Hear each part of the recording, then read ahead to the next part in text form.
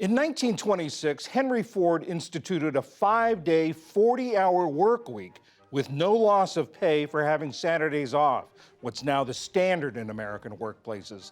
Now there's a push to consider a 4-day, 32-hour work week, again with no loss in pay. But how practical is that? Earlier, I spoke with Daniel Hammermesh, an economist at the University of Texas, and Joe O'Connor, who helped develop an international pilot program to test a 4-day work week. I asked O'Connor about the results of that pilot program. A 4-day week is a good idea because we've seen in the trials that have taken place in the United States, in the United Kingdom, and elsewhere all over the world over the course of the last year that most of the companies participating in those trials have said they plan on making the policy permanent. Their revenue has either remained stable or has increased during the trial, and they've experienced that their productivity has been able to be maintained and in many cases even improved. Unsurprisingly, we saw improvements across a whole range of different well-being indicators amongst employees that participated in the trials, but it's something that can actually be better for business too. Daniel Hammermesh, is there a cost to this?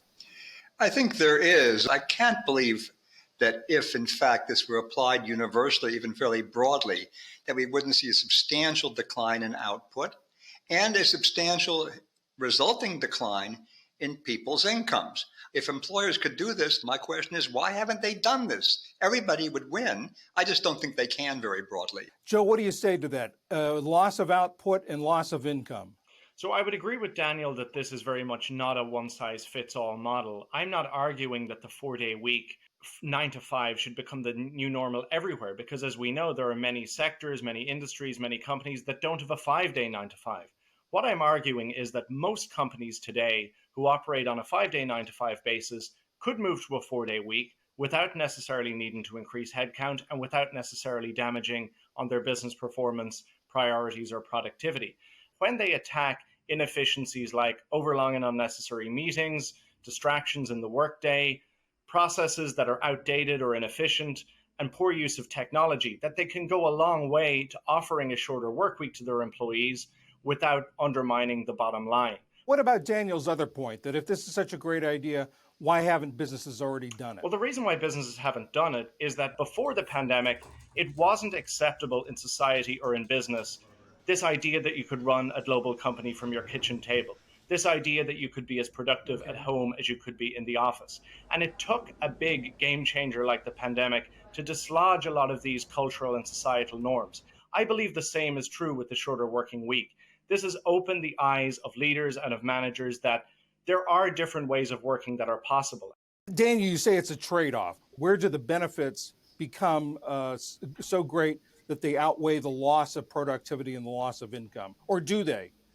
It depends on people's preferences. Some people might be willing to take it, let's say 5 or 8% cut in income to have an extra 20% of leisure time. But the point is that there are a lot of industries, as Joe would acknowledge, where this doesn't work. Manufacturing cars on an assembly line, which is the archetypal model we have, I don't see why working fewer hours is going to get any more, and I think substantially less output. One other thing to stress, though, and Joe is right, there's been a huge trend already before the pandemic toward more 4-day work.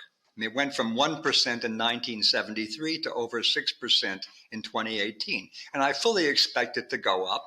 And Joe's organization fostering that, I think, is a good thing if we can do it.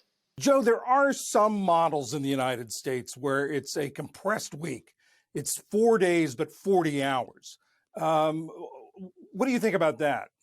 The difficulty I would have with that model in a lot of cases, particularly when you're talking about knowledge-based or work that used to be maybe primarily office-based, now is hybrid or remote, I'm not persuaded or convinced that people are as productive in their 9th or 10th hour on a Wednesday necessarily as they might be in their 1st or 2nd hour on a Friday.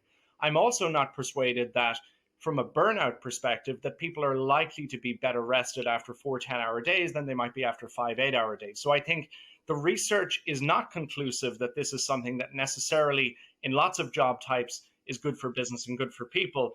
And the other point I would make is that it overlooks the power of the incentive, the ability to be able to get some of their time back in exchange for the same pay, that people are incredibly focused and motivated and driven while they're at work in order to achieve the goals and the targets of the company.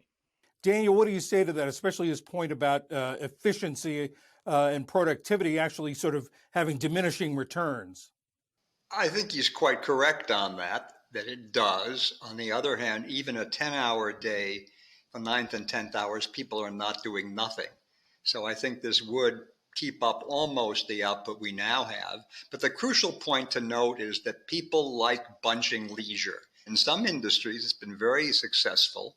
In medical hospitals, for 12-hour days, 3 days a week. That's a full time. And that bunches very well, it accords very well with the demands of clients not to have the patient shifted from one nurse or one doctor to the next 3 times a day. So I think all of this depends on what is appropriate. I doubt there are that many industries where, in fact, 4 days, 8 hours a day will leave us as well off. Daniel Hammermesh of the University of Texas and Joe O'Connor of the Work Time Reduction Center of Excellence. Thank you both very much. Thank you. Thanks for having me.